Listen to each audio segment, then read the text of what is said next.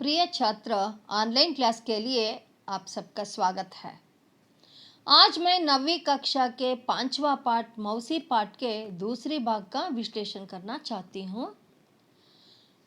मैं पहले भाग के प्रमुख अंश के बारे में पाठ के पहले भाग के प्रमुख अंश के बारे में एक बार ध्यान देंगे। पहले भाग के पाठ के प्रमुख अंश हैं। बच्चों से लेकर बड़ी उम्र के लोग तक सभी उन्हें मौसी कहकर पुकारते थे। ಚಿಕ್ಕ ಮಕ್ಕಳಿಂದ ದೊಡ್ಡವರವರೆಗೂ ಆಕೆಯನ್ನ ಎಲ್ಲರೂ ಚಿಕ್ಕಮ್ಮ ಚಿಕ್ಕಮ್ಮ ಅಂತ ಕರೀತಿದ್ರು। ಮೌಸಿ ಮಾಕೆ ಜೈಸಿ ಪ್ಯಾರಿ ಥी, ತಾಯಿಯಷ್ಟೇ ಪ್ರೀತಿ ತೋರಿಸ್ತಿದ್ರು ಮೌಸಿ। ಮೌಸಿ का मतलब यहाँ ಚಿಕ್ಕಮ್ಮ आंटी। मौसी सबके सुख दुख में साथ देती थी। ಅವಳು ಎಲ್ಲರ ಸುಖ ದುಃಖಗಳಲ್ಲಿ ಭಾಗಿಯಾಗ್ತಿದ್ರು।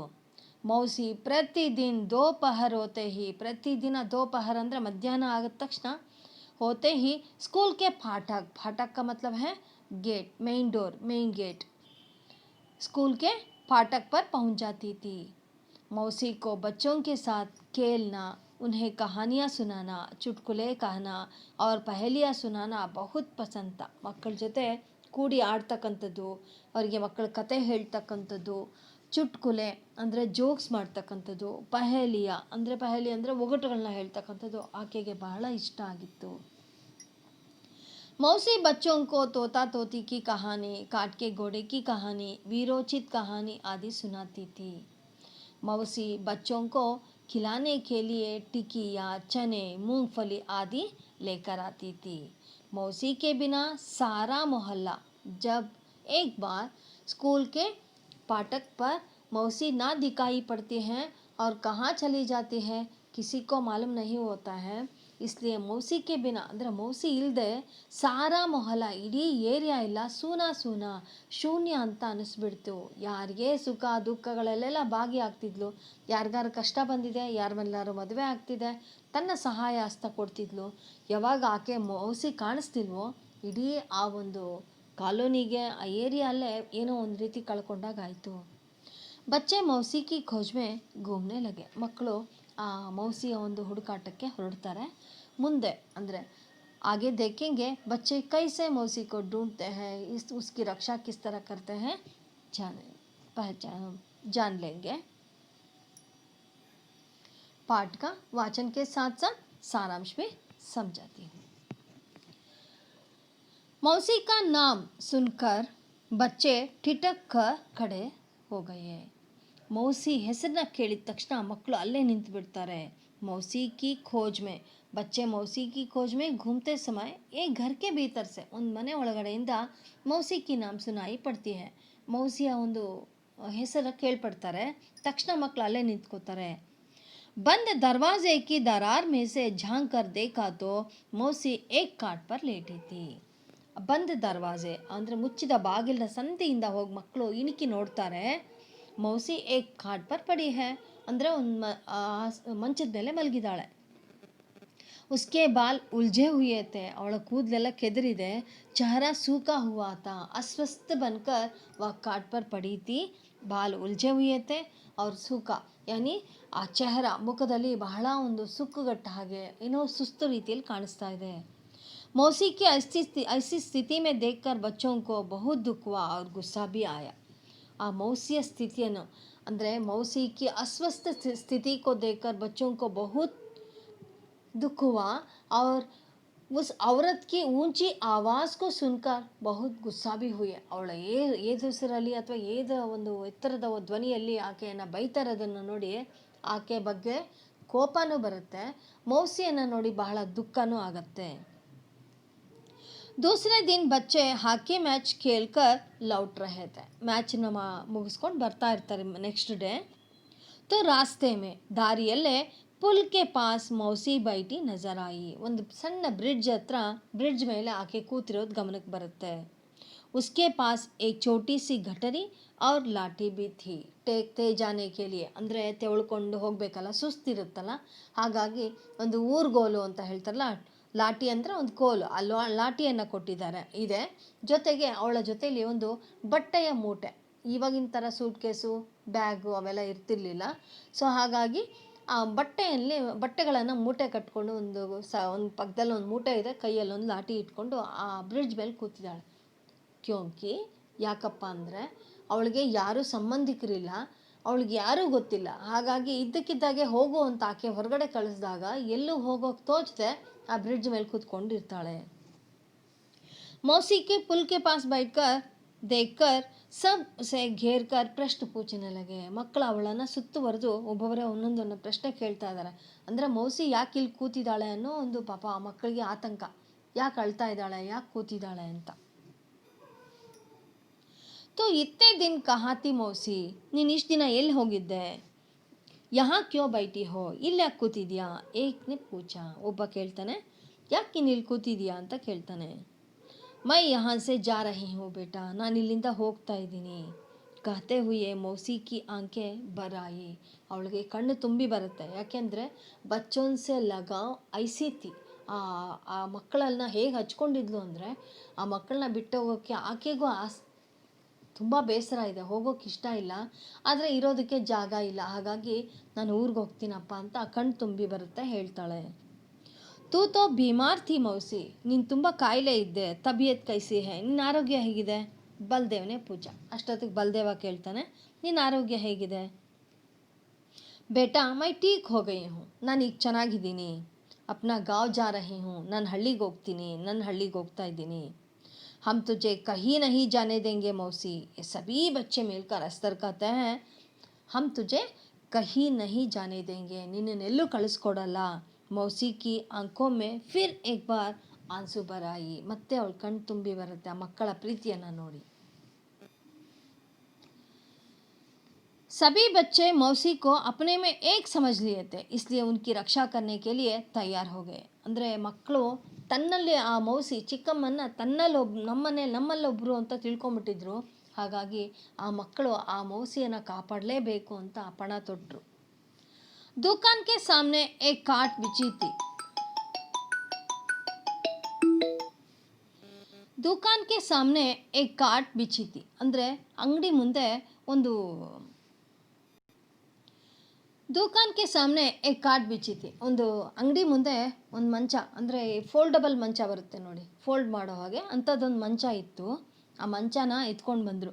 2-3 ಲಡ್ಕೆ ಬಾಗ್ ಕರ್ ಕಾಟ್ ಉಠಾಲಾಯೆ. ಆ ಅಂಗಡಿ ಮುಂದೆ ಇದ್ದಿದ್ದನ್ನು ಒಂದು 3-4 ಜನ ಹೋಗಿ ಎತ್ಕೊಂಡು ಬಂದರು. ಉಸ್ ಪರ್ ಮೌಸಿ ಕೋ ಜಬರ್ದಸ್ತಿ ಬಿಠಾ ದಿಯಾ. ಅಂದರೆ ಅವಳನ್ನ ಬಲಪೂರ್ವಕ, ಜಬರ್ದಸ್ತಿ ಕಾ ಮತ್ಲಬ್ ಹೇ ಬಲವಂತವಾಗಿ, ತಾನು ಬರಲ್ಲ ಅಂತಾಳೆ, ಬಲವಂತವಾಗಿ ಆಕೆನ ಆ ಮಂಚದ ಮೇಲೆ ಕೂರಿಸಿದ್ರು. उस पर मौसी को ज़बरदस्ती बैठा दिया ಅದನ್ನ ಕೂರಿಸಿದ್ರು. ಕಾಟ್ ಕೋ ಸೀದೆ ನೀಮ್ ಕೆ ಪೇಡ್ ಕೆ ನೀಚೆ ಲೇ ಆಯೆ.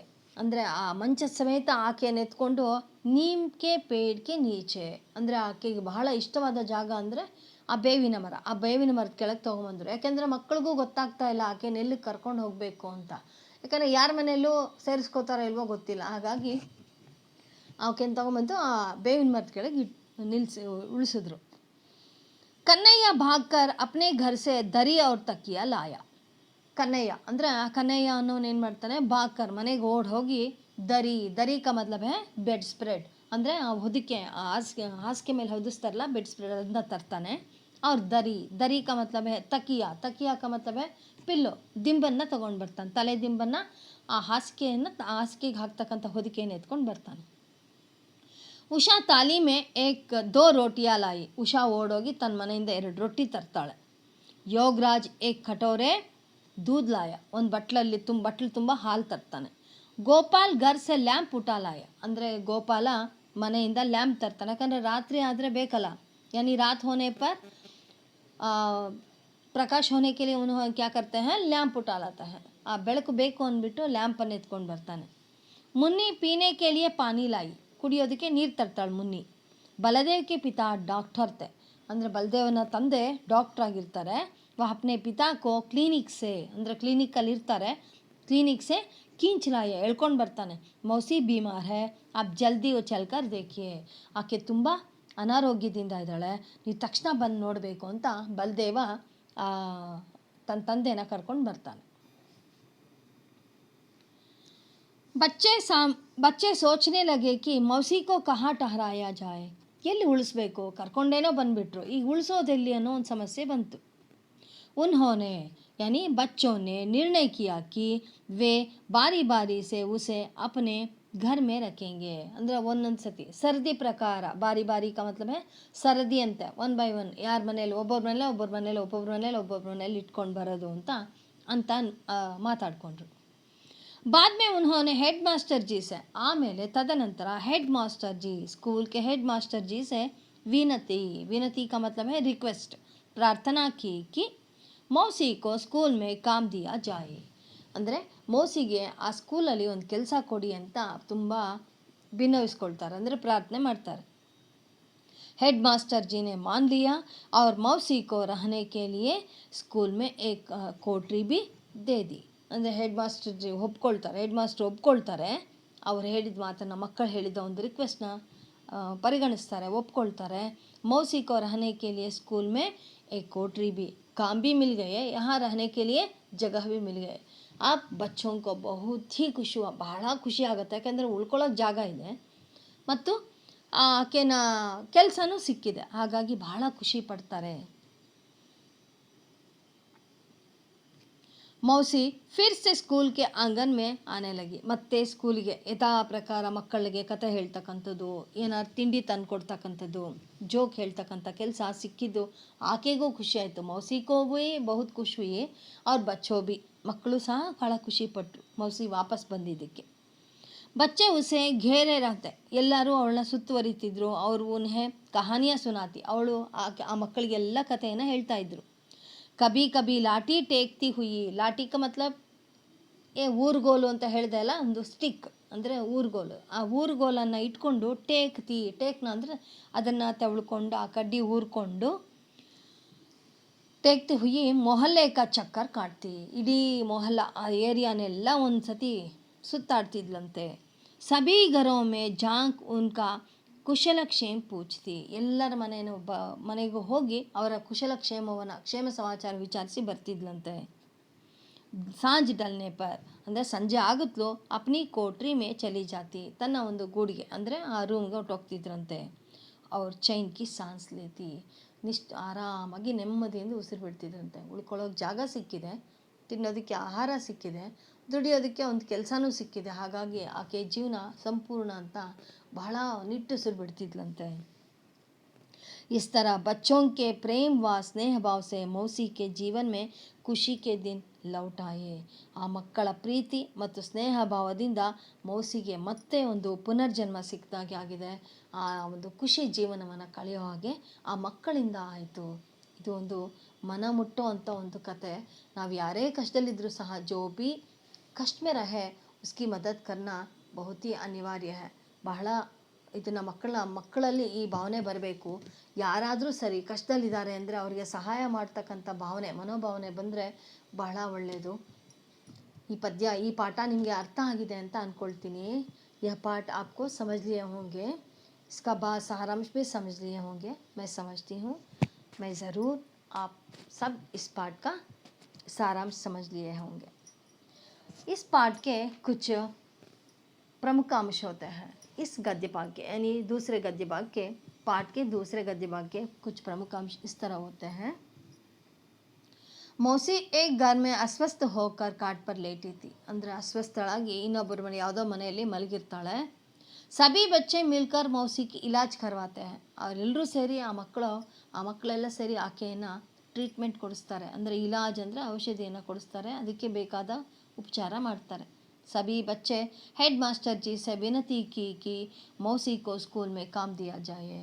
ಎಲ್ಲರೂ ಕೂಡಿ ಮಕ್ಕಳೆಲ್ಲ ರಿಕ್ವೆಸ್ಟ್ ಮಾಡ್ಕೋತಾರೆ ಹೆಡ್ ಮಾಸ್ಟರ್ ಹತ್ರ, ಆಕೆಗೆ ಒಂದು ಕೆಲಸ ಕೊಡಿ ಅಂತ ಕೇಳ್ಕೊತಾರೆ. बच्चों के विनती को हेड मास्टर जी ने मान लिया, ಕಡೆಗೂ ಆ ಹೆಡ್ ಮಾಸ್ಟರ್ ಜಿ ಒಪ್ಕೊಳ್ತಾರೆ. और मौसी को रहने के लिए स्कूल में एक कोठरी भी दे दी, ಒಂದು ರೂಮನ್ನು ಸಹ ಕೊಡ್ತಾರೆ. मैं समझती हूँ आप इस पाठ का सारांश समझ लिए होंगे. आप नोट्स यानी नीट नोट में ये सभी पाठ के प्रमुख अंश लिख लेना चाहिए. धन्यवाद छात्रों.